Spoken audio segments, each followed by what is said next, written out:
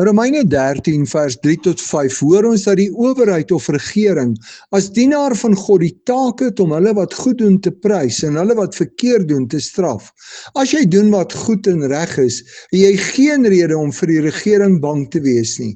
As jy kwaad doen, het die regering ook die verantwoordelikheid om jou te straf.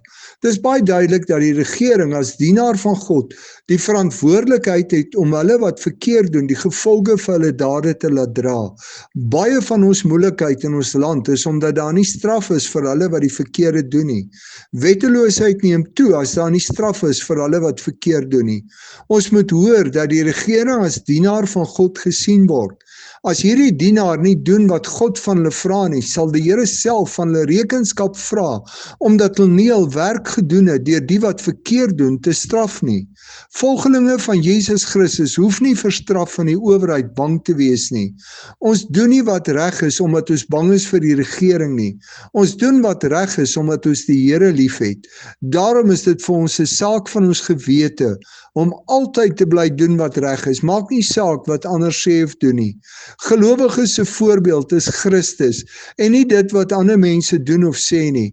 Ek wil 'n skoon gewete voor God hê.